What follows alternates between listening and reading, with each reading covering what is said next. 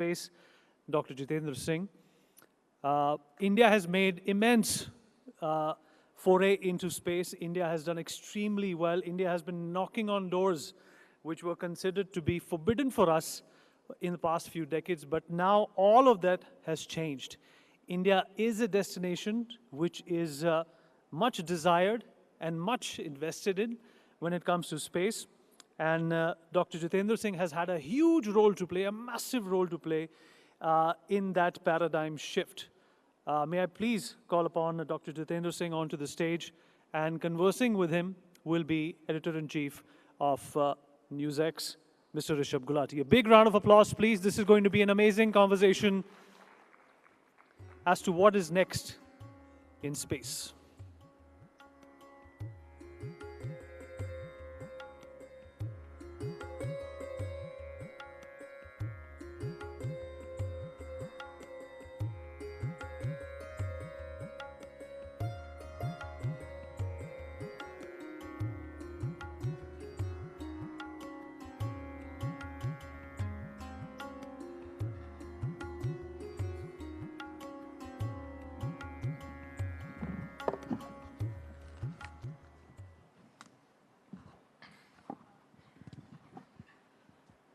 All right, let me do an introduction first. Ladies and gentlemen,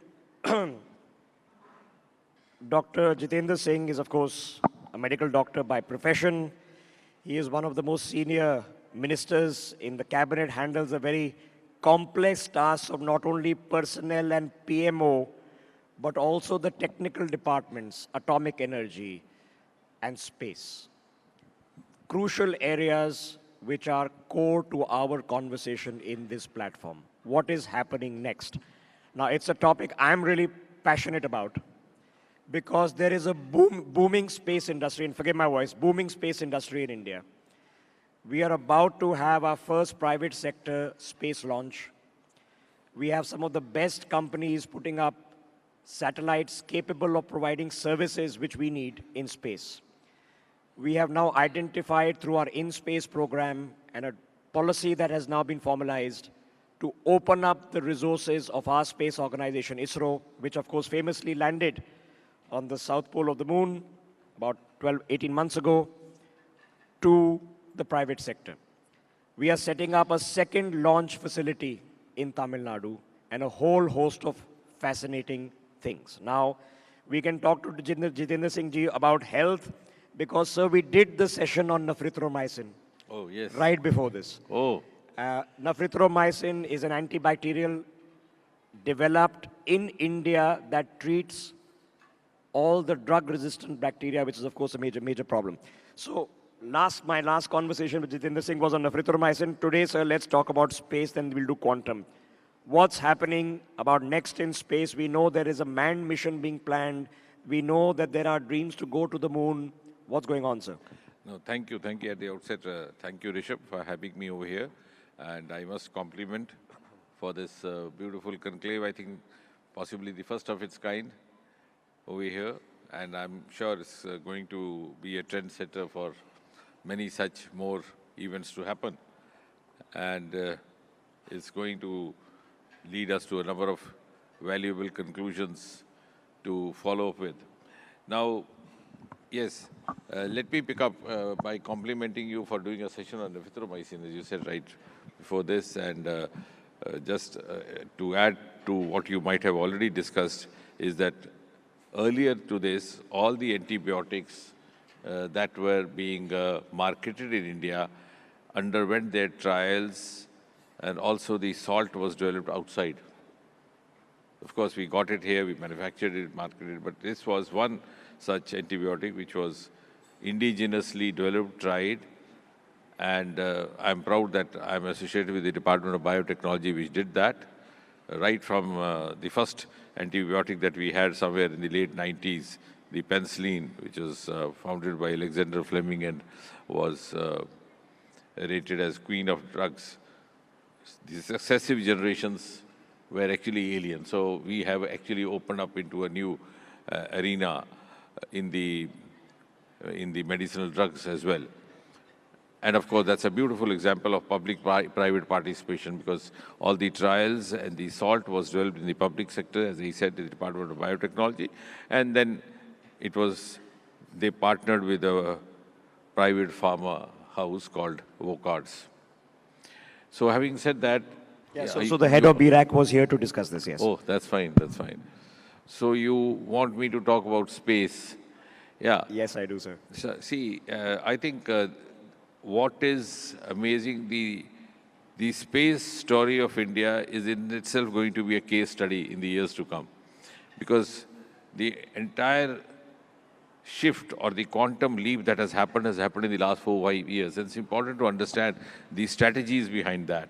I mean, before I come to the future missions, because, and of course, some of the recent missions that you referred were amazing, because ISRO, the Indian Space Research Organization, was established in the year 1969, which has gone down in the history as the year when the US landed its first human being on the surface of Moon, Neil Armstrong.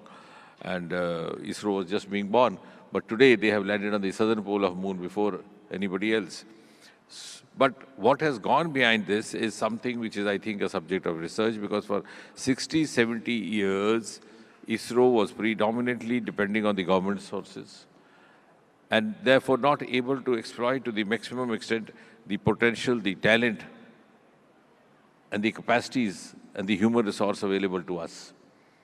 And the human resource was available. If you go back to the archives and see the pictures of Sarabhai carrying some of his goods on the carriage of bicycle, you would understand against what constraints he was determined, or his team was determined to work. And therefore, the turning point happened when a few years ago we put this across to Prime Minister Modi, and I think it's time to acknowledge him for his personal intervention. He allowed us to open up to the private sector. Because if we have to actually move on from where we are today and also meet the global benchmarks, then we have to follow the global strategies. And we always drew parallel with NASA without realizing that NASA never depended primarily on the government source. I mean, most of its resource was non-government. So for the first time, when we gave up that inhibition or broke that taboo of the past, which media fondly also described as unlocking of the space sector of India, we have a huge, huge investment from the private sector, even the FDIs, which have been allowed, which has been liberalized in case of space. And the result is that our first generation startups are not only world-class, but they have turned into massive Okay, so I'll plug them, because Srinath and Tanveer and Agnikul, Bellatrix, Dijantra, Pixel, all of them were here, sir, this morning to have these conversations. And they were sitting with Mike Massimino of NASA, and Oleg has been here. He's, of course, from Russia. He's a cosmonaut. So we've had fascinating conversations. But how exciting is it for people who don't know? So Pixel has just done a launch, and they do multi-spectrum analysis of Earth imagery. They've done a launch with SpaceX. Bellatrix, Agnikul, they are doing rocket testing, and maybe within a year or so they'll have rockets to go at least to near Earth orbit. Yeah, and the other one which also came almost at the same time, the Skyroot have set up actually a rocket factory close to the Hyderabad airport. So that means there was huge amount of potential which was not finding the right kind of outlet or the right kind of enabling milieu which has been provided now. And now that it is there, I mean, I think the best testimony is that we had this European Union delegation over here in Delhi these days. You've just come from the meeting, and I know some of it's off the record. And I believe the Prime Minister has spent several hours.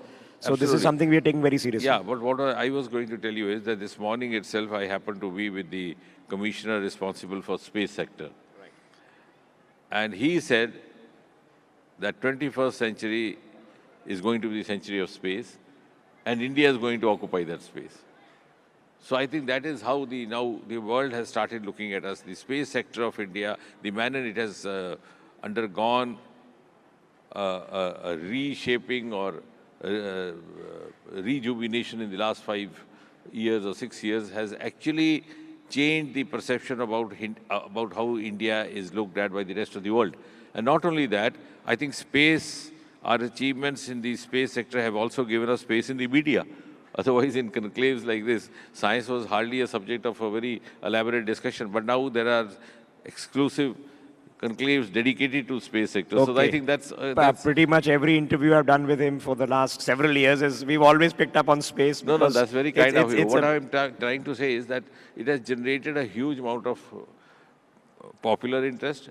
At the same time, it has also given us an esteem and confidence, a level of confidence to relate to the rest of the world. And the world now has begun looking up to us, not as followers, but as a country which can offer some leads, cues, as we are doing, right? In case of Chandrayaan, as you said. Now, for example, the SpaceX mission, which was launched on the last day of the last year, 31st, it has come out with a novel experiment of growing seedlings in the space, that program called CROP, or orbital plant research. So that way, we are in certain ways undertaking initiatives ahead of some of the others in the space sector. So India now has, of course, the various Chandrayaans which are circling the moon. We have Aditya, which is studying the sun. Absolutely. What are the other plans, sir? Let's talk about the future. What's happening next? Yeah, see, this 2025, we began with this SpaceX, which was the last day, then a NavIC satellite. Now, very soon, we'll have a US satellite being launched, which would be, again, dedicated to the kind of work that you're doing, communication through satellites. And then we have a NISAR satellite, which is a collaboration between NASA and ISRO.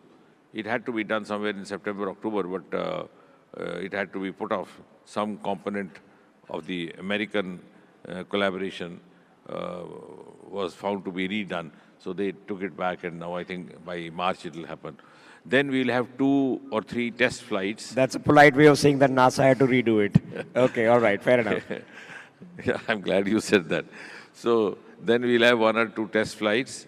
And finally, maybe towards the end of the year, we'll have a final, you can say, dress rehearsal flight for Gaganyaan, the first human mission into the space. Of course, we had a human being in the form of Rakesh Sharma in 1980s, but that was a Soviet mission. So the final flight towards the end of this year, which would carry a robo, a female robo called Vayo Mitra. She'll perform all those tasks which are to be expected by the human astronaut and also come back safe. So when all that is accomplished, and we are also confident of getting back our astronauts safe, because sending them up is important, but equally important is getting them safe back. And that's a very collective and collaborative, integrated effort where the naval guards are involved, the Indian Navy would be involved. So when all that is accomplished, then hopefully in the beginning of next year, or maybe towards the middle of it, an actual human mission will happen. Okay, so... And then if you talk of the calendar, then 26 hopefully would be marked by Gaganyaan, 27 with Chandrayaan 4, which will have that docking. Tell us something, Chandrayaan 4 is, now what's the next mission? We've done South Pole, what's next, sir? Docking and docking, okay, which will do docking and docking, also collect the samples which are already there in Chandrayaan 3. Then 27, we'll have a Venus. Okay, so let me hold you there. Chandrayaan 4 is going to land on the surface of the moon, yes, then take off from the surface of the moon, dock and send and come back to Earth with samples. Yes, it would, yeah, it will dock and also possibly try to take the samples which have been collected, get them back. And that's why our SpaceX was very important, because it's a huge bearing on the successful accomplishment of our subsequent missions. Chandrayaan 4, of course. Venus, of course, is going to happen in 28. But when we are also planning an international space station, indigenous space station, yes, called Bharatiya Space Station by 2035. For that also, docking and docking will be very important, because you have to make the astronaut move in. Not only that, docking and docking also comes into application when, for example, you want to supplement the payloads, or you think a satellite is doing a good job, you don't wish to get it back, you want to prolong its life. Okay, so... And by 2040, I think, will be the landmark year when actually an Indian astronaut lands on the surface of the moon. So, ladies and gentlemen, you sort of heard it here. This is not next month's plan. This is a plan for the next 15 years. And of course, space research sometimes takes those kind of time scales. But all right, in terms of the excitement factor, are we seeing the same transition that we've seen in the United States? That NASA goes more into research and the private guys do more into near-Earth commercial launches. Is that what we're going to see, sir? Yeah, see, gradually we are now very new to the private sector, but of course we have the communication satellites, the navigation satellites, and we also have the Earth observatories, and the private sector is gradually now, entering in. So I hope the manner it evolves will move in that direction. But of course, there is a fascination in sending up these rockets, and it sounds a little romantic also, but equally, I think accomplishing is our Earth observatory satellites, which have given us a kind of an esteem of being a country more accomplished in disaster preparedness compared to several other countries. And so accurate now that we are catering our inputs to most of the neighboring countries. All the SAARC countries also. So I think the private sector, as it finds, some of these areas which you mentioned, getting them better outcomes, they would step in, because after all, they also have to sustain. Yes. Because it's easy to start a startup, it's difficult to sustain it. So sustainability comes from a very close synergy between research, academia, startup, and industry, and a huge lot of industrial mapping is also, behind the scene going on. Because if they find that you have many takers for Earth observatories, like for example, now our forecast system is becoming almost a part of life. For example, in the heavy downpour in Mumbai during yes. the monsoon season, people are now getting habitual of looking at their watch to decide whether to carry umbrella with them or not. So we have a program called Now, which gives you an accurate forecast for the next 3 hours. Now, tomorrow, when a private agency finds that, okay, this is now going to sell us, so they would step into that. Fair enough. So it'll be, kind of a reciprocal thing happening. Okay, fair enough. So let me put this into perspective. And similarly, the communication satellites. Now we have more of television channels, seeking our services. So also, and that's the reason that the private parties are coming to seek our services in PPP model for communications. And we set out 72 communication satellites for some of the private players who were engaged in the communication industry. Ladies and gentlemen, I'm out of time, so let me put some of these thoughts in perspective. He said TV channels, that's my neck of the woods. There are 970 television channels operating in India, of which 350 are news channels. Believe it or not. India today is consuming 20 gigabytes of data per month. India is a huge market, and that's why I said the private sector also will be determined, will be definitely driven and motivated by all these facts, figures that you are narrating. So these are not plugs, they're not advertisers, but watch out for Pixel and Dijantra and Skyroot and Agnicool. And just to put it in perspective, you've heard of the cosmonauts, the astronauts. We're going to be calling them Gaganyaan. Jitendra Singh, as always, sir, what a treat it was. Thank you for taking out your time. Thank you, Rishabh, for a very informative conversation.